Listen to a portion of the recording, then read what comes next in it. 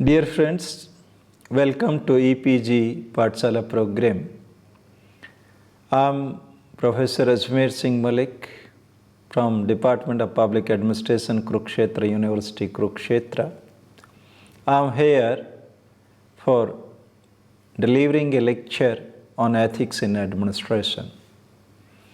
The objective or learning outcome of this lecture on ethics in administration will be, that is, we can understand the meaning of ethics, ethics in administration, different determinants of ethics in administration, various elements of ethics in administration, and naturally we will also discuss some of the development, particularly in the context of principles given by the Nolan Committee and by the Organization of Economic Cooperations for Development. We will discuss about all these things in this present lecture. Hope you will be able to carry the idea about the ethics in administration and its significance in administration. First of all, we start with an introduction about the ethics. If we come across in our society and we observe it, our social and political institutions reflect the values of our society. Moreover, no doubt it is considered that we need an efficient and technological sound administrative system for serving our societies, or for serving our people, for their development and for their welfare. But at the same time, it is also very important to maintain a highest level of standard of personal integrity, probity, and rectitude at each level of bureaucracy or each level of administrative system. Ethics, if you say, it refers to a standard of conduct that indicate how one should behave based on reasoned ethical principles and core of universal values. Ethical principles are the rules of conduct that are derived from ethical values like honesty, integrity, selflessness, objectivity, truthfulness, accountability, openness, and many others do and don'ts which we expect from the people in general and administrative official in particular. Ethics pertains to actions. It is not just a topic of discussion, rather it is a matter of actions. We must adopt it in our daily life. Ethics is about thinking ethically and being ethical. I am repeating this statement.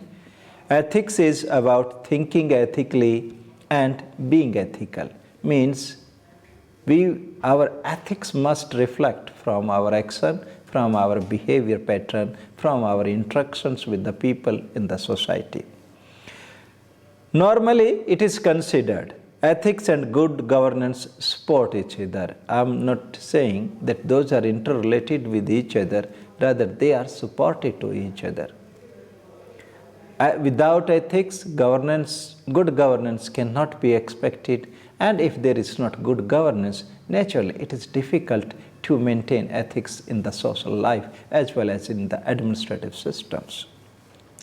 Ethics regulate the conducts and behavior of public employees. Since we are concerned about the public administrative system, that's why we are focusing on the public officials. And therefore, the ethics try to or attempts to regulate the conduct of public employees and maintain and promote mutual trust between them and citizen. That is very significant for the good governance as well as for the better government. Ethics in administration essentially refers to customary values and rules of conduct in public administration.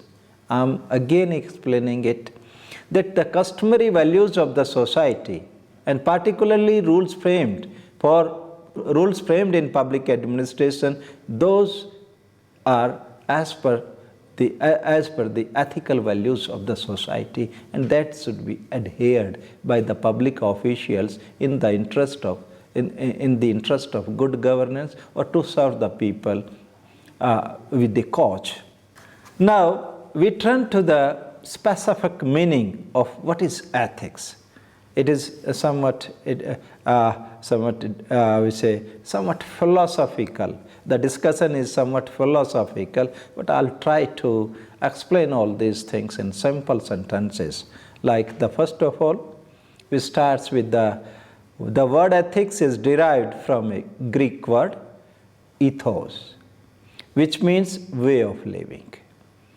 Ethics is a branch of philosophy, as I already stated, that this word or this term is having philosophical connotations. And the ethics is a branch of philosophy and concerned with the human conduct. It means that the code of conduct of human beings constituting a society, that is the ethics. Ethics examines the rational justification of our moral judgments. It studies or differentiates what is morally right or wrong, just or unjust. It defines the pattern how individual in society needs to interact with each other. Ethics is a set of standards, not standards, set of standards that society places on itself for determining the behavior, choices, and actions of the individual constituting it. Means these are the three important things. The behavior, choices, and actions of the individual as well as of the society are or should be as per the set of standards laid down, and that is the ethics. The set of standards are usually expressed do's and don'ts, and in the form of rights, obligations, benefits, fairness, or some specific virtues. Chester Bernard described ethical conduct as governed by belief or feeling of what is right or wrong, regardless of self-interest or immediate consequences of a decision to do or not to do. Specific things under particular condition is termed as ethical one. Social ethics comprises a set of norms, assessment, and opinions, which are characteristics of a group of people.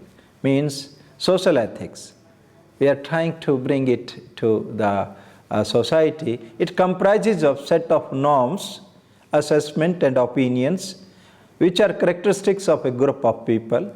Ethics distinguish between right and wrong ways, directing behavior of our personal, professional, and social life. Generally, ethics and morals are interconnected with each other. What is the relationship between the two? I will try to differentiate, or I'll try to relate these two words, these two terms with each other. Ethics and morals are intimately related. Those are not, we say, the different one, rather those are intimately related one. Moral standards are expressed in terms of values which are endorsed and followed. Again, moral values are those which are endorsed by some competent authority in the society, maybe the elders, maybe the traditions, maybe the customs, and those need to be followed. Those are the morals. Morals are time tested. Those are good for the society, and we say in that way morals are considered more philosophical in comparison to ethics. Ethics are based on moral. Means ethics are based on certain on morals and provide specific norms that should guide one's conduct in a concrete situations, in a specific set of conditions, how a person or human actions is to be guided, that that is determined by the ethics, but ethics are based on the moral of that particular society.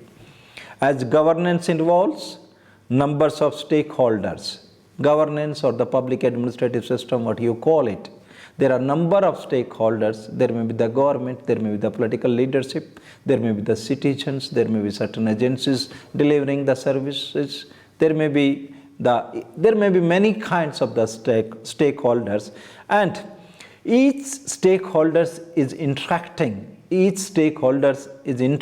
with each other in a framework of norms or rules. Rules means codified norms that guides the interactions between the stakeholders. Therefore, the study of ethics in administration, and that should be based on certain moral values, that becomes important for the society. No doubt there are certain theoretical backgrounds regarding it, but that is again beyond the scope of this particular presentation or lecture. Now the third aspect is ethics in administration, how we try to explain all these things. Ethics denotes the professional code of morality in civil service. We are confining the ethics not to the society, rather to the administration or the civil service. Civil service is considered as a tool of administration, and they are the actor to run the administration, and that's why ethics and administration means that when ethics, that is the professional code of conduct, is applied to the civil service, we call it ethics in administration.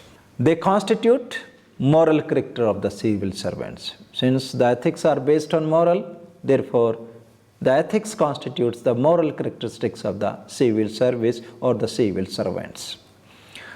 The ethics regulate the conduct and behavior of different categories of civil servants. You might have come across that there may be the different categories. They have the different set of norms, different set of the behavior patterns, different duties and responsibility, as well as the attitude, their attitude toward the society, towards the things, toward the work. That's a different one. But it is expected that each category of civil servant, maybe at the lowest hierarchical level or the apex hierarchical level, that they must adopt some set of ethical standard or code of conduct which is based on certain moral values of the society. And naturally, in simple words, we can say ethics provide the rule of the game for the civil service, for the working of civil service. The code of ethics consists of, in this case, that consists of traditions, that consists of precedents, that consists of standards which have to be kept up by the civil servants. There are certain expectations from the behavior of the civil servants by the stakeholders or whosoever is obtaining services from the civil services, and that is based on the traditions, that's based on the precedents, and that's based on certain standards, and that is to be provided by the civil servant to the citizen, and only then we can say that they are behaving in ethical manner. The administrative ethics which need to be followed by the civil servants are defined as norms, legal regulations, assessment of public administrative officials, etc. Administrative ethics are considered as prerequisite and underpinning, prerequisite and we say underlining for the public trust. The public trust is considered a keystone of good governance. Now you are able to understand how ethics are concerned with good governance. I said that it is not directly related, rather it is supportive to each other. It means ethical based administration will develop or promote the public trust in administration, and that public trust in administration that will help in establishing the good governance. And that's why it is considered as a keystone of the good governance. Similarly, the citizen expect that public servants serve their public interest. with fairness and manage public resources properly on daily basis. Means that civil servants are considered as the custodian of the public resources, as well as they have to deliver or they have to act in public interest. If they are serving the public interest with the fairness and managing that public resources in a proper way, only then there may be a public trust in the civil services. And if it is so, then we can say that civil services is behaving in an ethical manner, and that is we can say we can maintain ethics in administration. The democratic value such as equality, rule of law, justice and freedom have moral connotations and require strong commitment from civil servant. Means what is the ethical? What should be followed by the civil servant? And particularly in a democratic setup, it requires that the democratic values, equality, rule of law, justice and freedom, and having moral connotation, all these values, all these ethical norms have the moral connotations. And therefore, civil servants needs to be committed if he wanted that his behavior may be termed as ethical one. And the civil servant, not only this one, the civil servant should be or must be the duty bound to hold these democratic values. Moral obligation to serve the public and in a humanitarian manner, that should be the basic principle or underlying principles for serving the people, for the civil servants. Only then we can term that civil servants or the civil services having ethical consideration in its working. Further, there is another dimension of the ethics in administration, that is, ethical governance is considered neutral. It is considered as a neutral concept, and it is being haunted by the rulers or the state agencies at every stage of civilization. Means that there has always been a conflict between the wrongdoers as well as for those who wanted to establish the governance on moral grounds.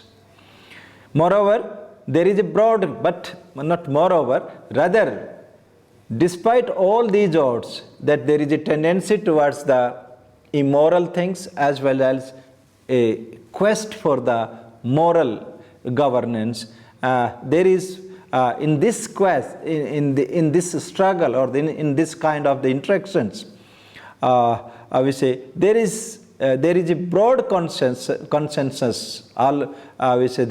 in the civilization that the values like rule of law, as we already stated, equality, democratic value, corruption-free governance has to be established by the state agency. Means ethical standards requires that administration, if it is to be termed as ethical administration, then the three important things, that is the rule of law, equality and corruption-free administration, that should be the basic element of administration, and state agencies are expected that they must establish this kind of the characteristics in their administration.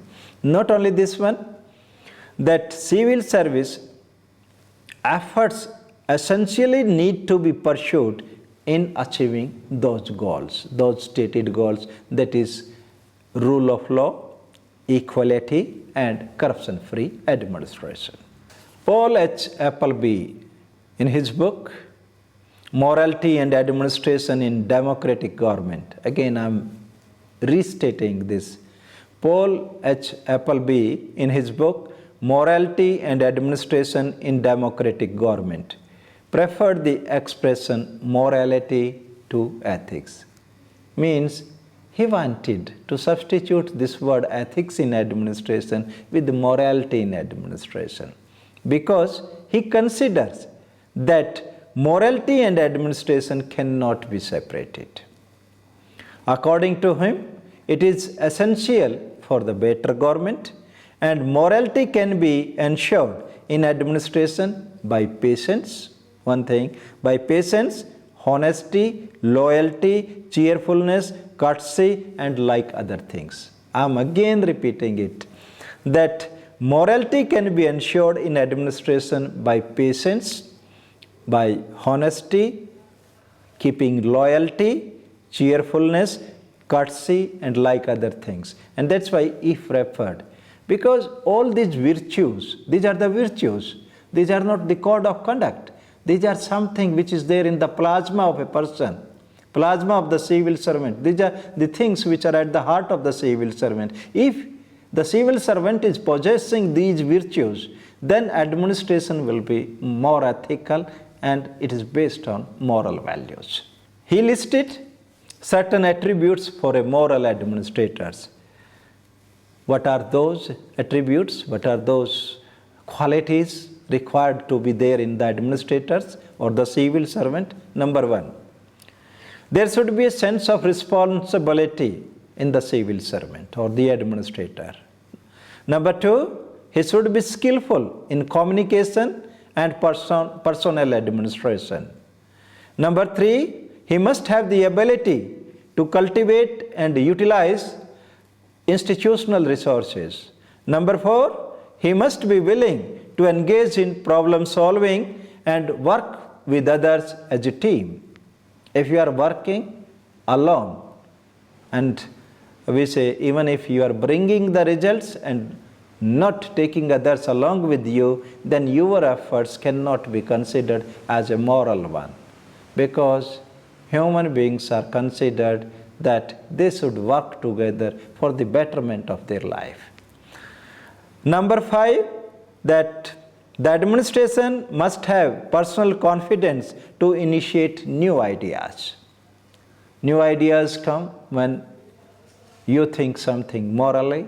That's a positive characteristic, positive attitude toward the life. Only then you can develop, and we say you can perceive the new ideas. And if you perceive the new ideas, or you means the civil servant perceive the new ideas, then you can initiate those new ideas. And you must have confidence to initiate new ideas. Number six, the administrator prefers to be influenced by public needs, influenced by the public interest and sensitivities. I am again listing or quoting what Paul H. Appleby has stated, that administration should prefer to be influenced by public needs, public interests, and sensitivities. These are very important for the humanity, rather than use of raw bureaucratic power. In simple words, we can say, if I am holding a position in a bureaucratic setup and legally I am empowered to take action or empowered to direct someone, that's not considered ethical, or in Paul H. Appleby consideration, that is not considered as moral. Moral means that when you consider what is you are influenced, your decisions are influenced by the public needs and public interest and the sensitivities, then all these three things justify your action, and naturally people will follow you. That's an effective implementation of the decision taken by you in being placed in a bureaucratic position. All these things relating to that is the moral and ethical considerations, if those are adopted by the civil servants in administration, then we can say that this is the administration based in ethics and following the moral principles of the humanity. Now, the fourth aspect of this lecture is that's relating to the importance of ethics in administration. Why it is essential to have ethics in administration or morality in administration if we follow the Paul H. Appleby. At the outset, I would like to say individual is the basic unit of society, and individual behavior determines the nature and the structure of the society. And the individual behavior is based on ethics and values. In other words, ethics and values determines the individual behavior, and individual behavior determines the nature and the structure of social system or the society. And therefore, the ethics and the moral values, that should be the guiding principle of human actions. Only then we can say we have a civilized society, we have a society following certain moral values and pursuing the goals of humanity. Therefore, the importance of ethics and ethics in determining the human action is a very important one, and it can be explained in the by following points. I'll list a few points, keeping in view the time limits and simplicity of explaining those points. What are those points? Number one, ethics are required to check the arbitrary actions of the civil servants.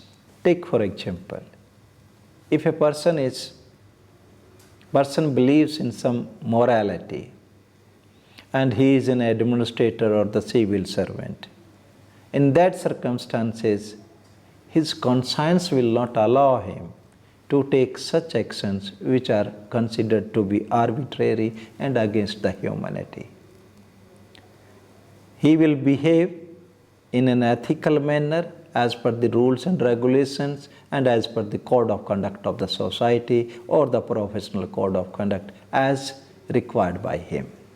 So first of all, it controls or checks the arbitrary actions of the civil servant.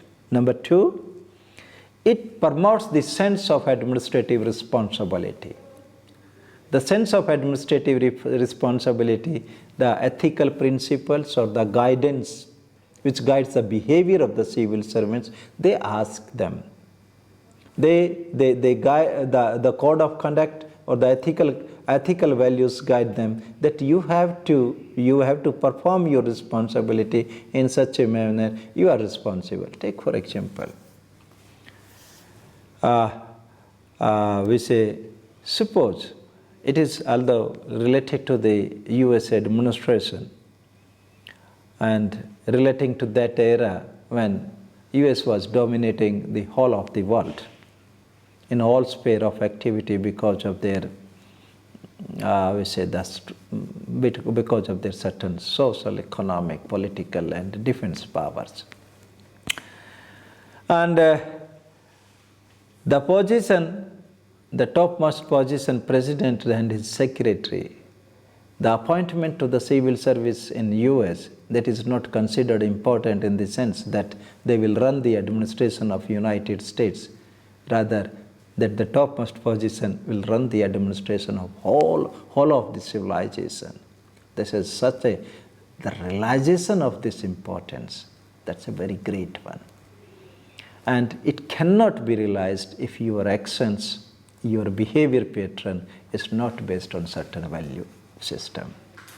So, we say, in another way we can say immoral values, which immoral thinking makes you small, moral values or ethical values makes you great.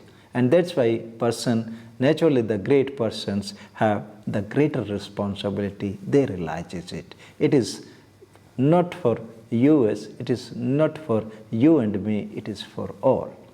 If you are in real sense believes in the ethical standards, then naturally you feel more responsible in comparison to anyone else.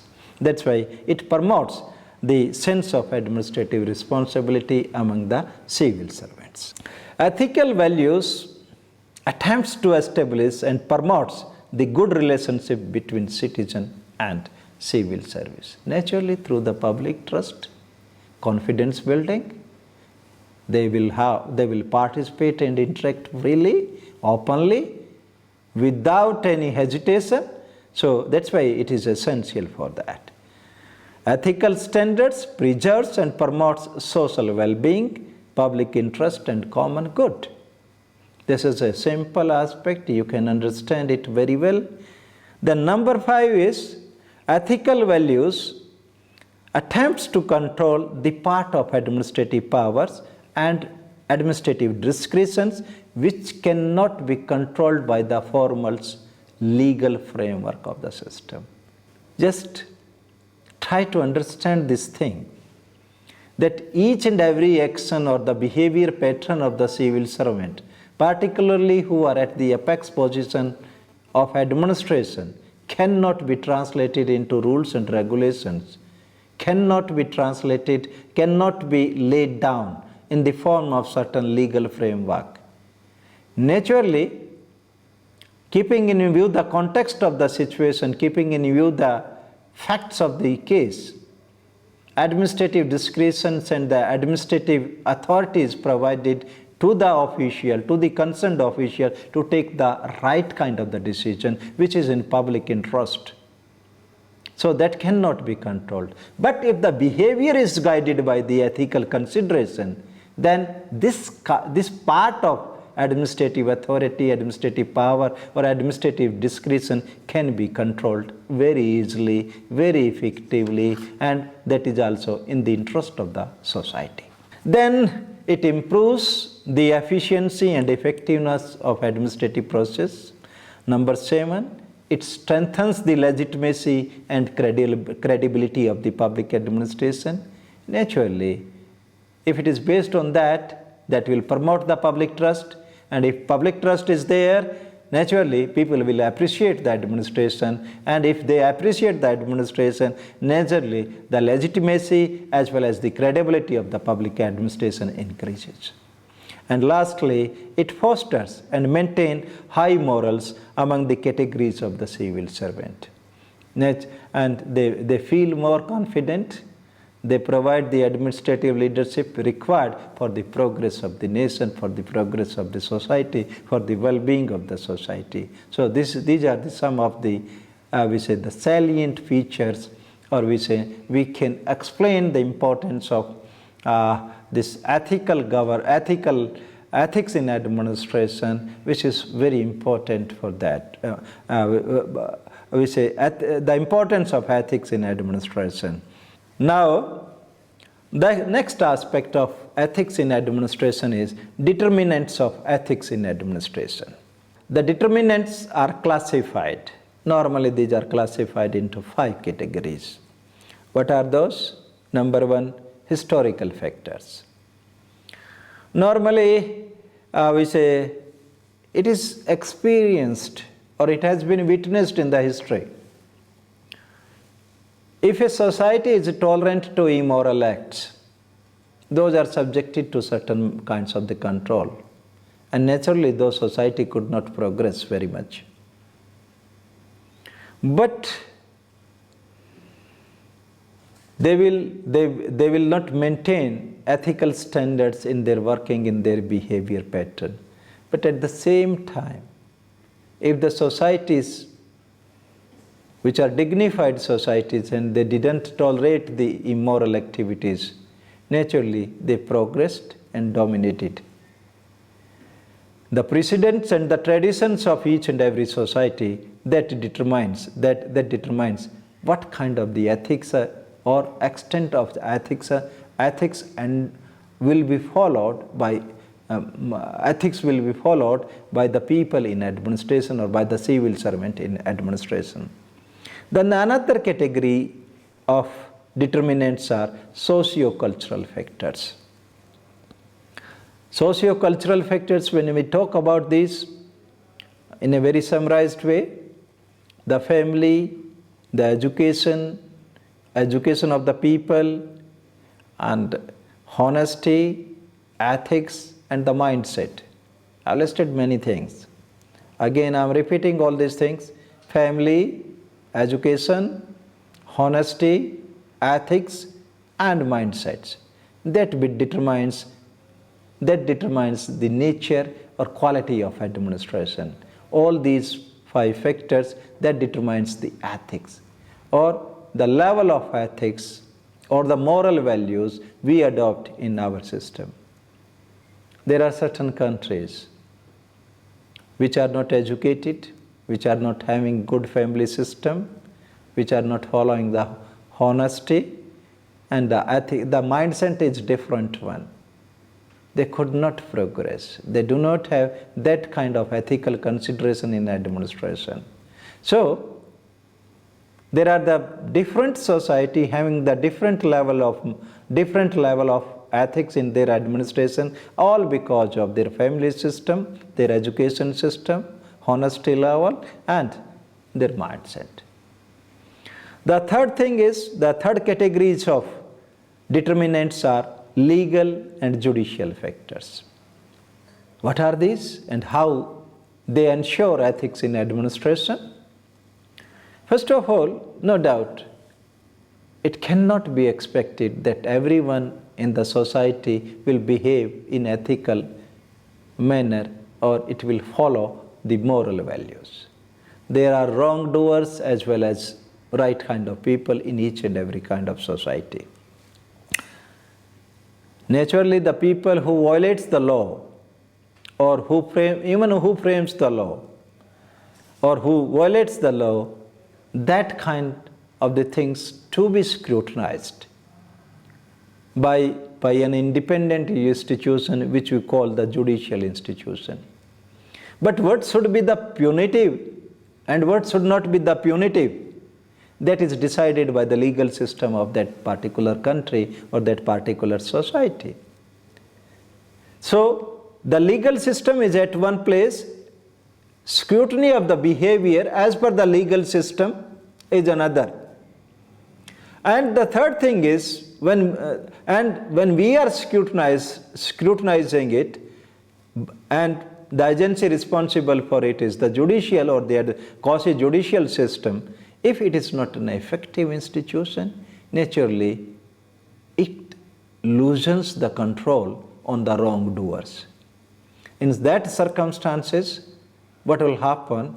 That the honest people or the honest civil servants will be punished or will be relegated to the backward benches, and the people who are manipulative, who are the wrongdoers, they will be on the front benches. In such a situation, we must have an effective legal and judicial system for ensuring ethics in administration. The fourth categories of determinants are the political factors. Politics provides the leadership to the nation, to the society.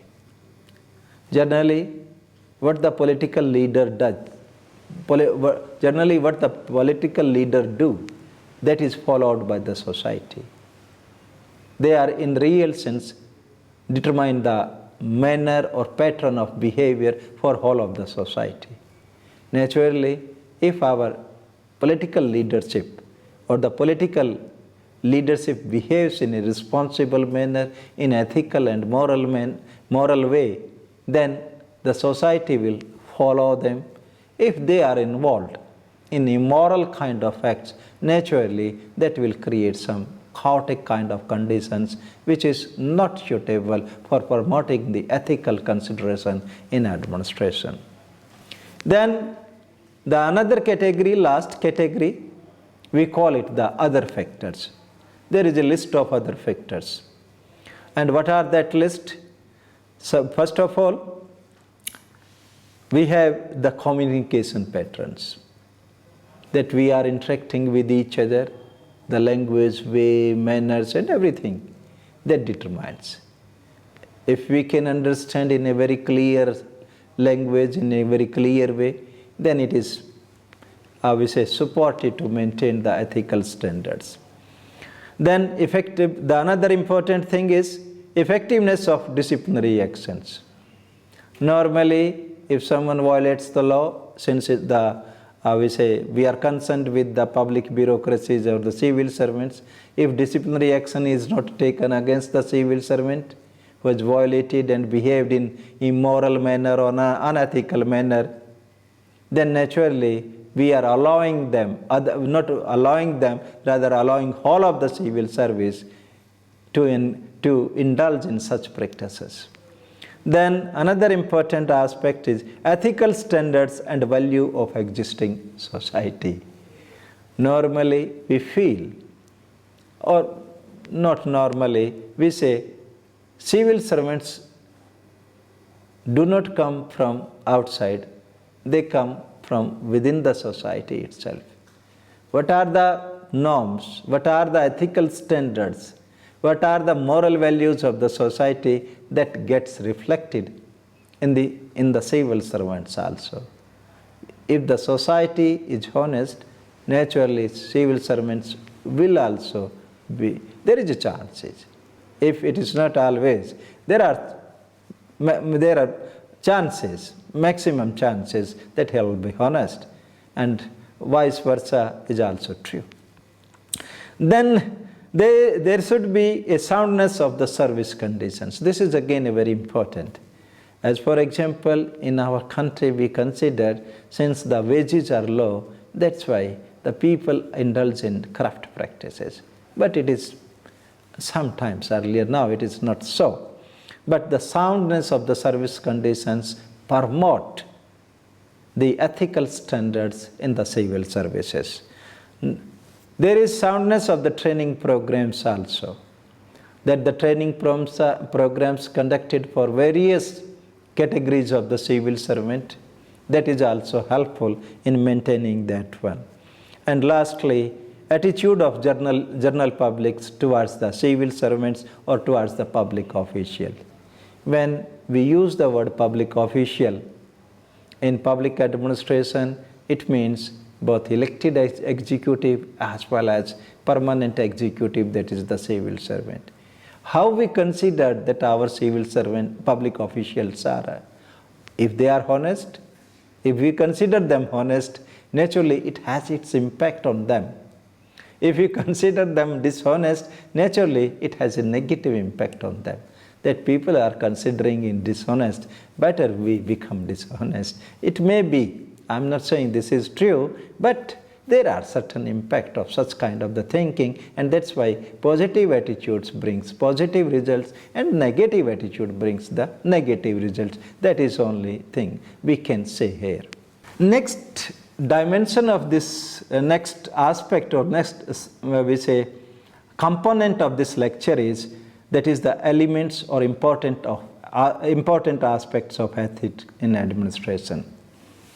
We have discussed all these things in detail, and again listing some of the important elements in administration directly without any background. The first of one is integrity. Integrity, I'll try to explain you what integrity means.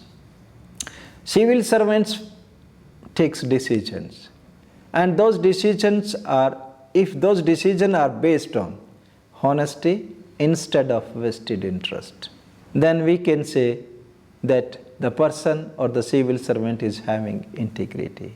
Means there should not be any other consideration except the public interest. If it is the base and the decisions are taken in an honest manner, then naturally person is having integrity, and that is a very important element of the ethics in administration. Not only that one, sometimes what say, you might have heard about it also. The financial, we say, integrity is more important than the financial honesty. Means, although in a negative sense, financial dishonesty may be tolerated up to an extent, but integrity is more harmful if it is diluted or if it is eroded. Therefore, the decision making processes should be in such a manner so that it may reflect that the civil servant or the agency which has taken the decision, that is in public interest and that is not influenced by any extra legitimate consideration. This is an important aspect, and that's why integrity is very important one element. It is also pointed out by Nolan Committee. We will discuss this aspect there also. The second important element is the responsibility and accountability. In the earlier on the lecture on public accountability, we discussed about the as responsibility and accountability, but we say that the ethics in administration depends upon the willingness of the civil servant or the public official to accept to become an accountable one. If he is ready to be accountable for his actions, for the decision taken by him, then naturally that ensures responsibility and accountability in administration, and that is the ethical consideration in administration. The third element is loyalty to the nation. Naturally, it is somewhat relating to the patriotism. In other words, in a very simple words and straight words, if we consider that the impact of an action taken by the civil servant, what is the impact of that action? If it is increasing the nation's strength and prestige, if it is increasing or enhancing the nation's strength and prestige, then we can say that we are loyal to our nation. If we say that we are patriotic, but our behavior pattern or our actions is degrading our nation, and that's weakening our country, then it cannot be considered as loyalty. So integrity that ethics in administration requires that our action, that we must be loyal to the nation. Fourth is the efficiency in administration. I think I should not explain that much because it is almost clear to you. Then fifth is impartiality. Impartiality means the decision in each and every kind of administrative case or the political decision should be based on the merit. It should not be by any illegitimate, immoral, unethical consideration. It should not be influenced by the personal interest or the vested interest. It should not be influenced by any other consideration except the public trust and except the public interest. And naturally, there should not be any biasness. There should not be any biasness against any kind of the person or any biasness against any cause. Then we can say that civil servant or the administration is behaving in an impartial way. And naturally, that is an important element or the constituents of ethics in administration. The next element is the neutrality, that is free and frank advice that will help in effective implementation of decision. The dedications, the compassions, devotion to duty and justice are other elements of the ethics in administration. Naturally, I'll try to explain in some words. The compassion means that is the civil servants or the administration should be sensitive to the poor, it should be sensitive to the disabled, it should be sensitive to the weak person. If it is so, only then we can say that administration is based on moral values or ethical consideration.